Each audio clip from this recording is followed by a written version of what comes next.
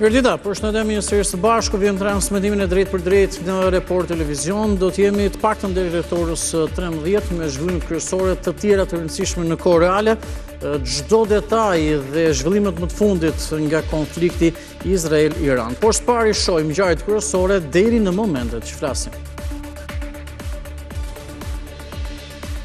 Irani dhe Izraeli shënjestruan njëri tjetrin me raketa dhe sulme ajrore gjatë natës, pasi Izraeli nisi ofensivën e tij më të madhe ajrore ndonjëherë kundër armikut të hershëm. 3 persona u vranë dhe 80 u plagosën nga sulmet e Iranit në Tel Aviv. Irani bën me dije se jemi gati për të lëshuar 2000 raketa kundër Izraelit. Ministria e Punëve të Jashtme thotë se në Izrael nuk ka asnjë shqiptar të lënduar. Aktualisht atje janë evidentuar 5 shqiptar, 3 me status turisti dhe 2 me qëndrim përkohshëm.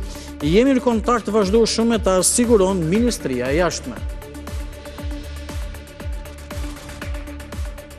Sulmet kundër Iranit janë realizuar pas një plani shumë vjeçar, të mirë menduar nga Izraeli kundër programit bërtamor të Iranit, duke dëmtuar qendrën kryesore të Natanzit, të paktën 78 të vrarë, mbi 300 plagosur mbetën gjatë sulmeve, ndërsa sot Irani njoftoi edhe për vrasjen e 2 ushtarakëve të tjerë. Ekskluzivisht për Report Televizionit së Beodir përgënjeshtron Sari Berishën, duke thënë se në asnjë rast vëzhguesit e tyre në zgjedhjet e 11 majit nuk janë kërcënuar nga qeveria. Kreu i PD-s akuzoi ministrin Hasani se kërcënoi në zyrë vëzhguesit.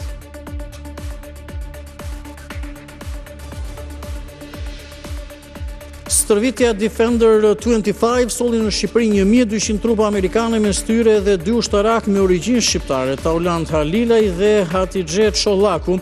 Ata rrëfejnë për reportet dhe emocionet e këtij misioni dhe rrugtimin në ushtrinë amerikane.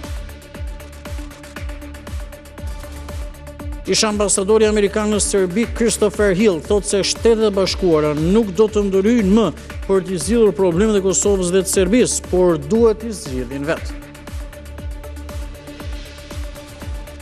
Një indiane që studion në Londër rrëfeu për BBC atë që quhen mrekulli.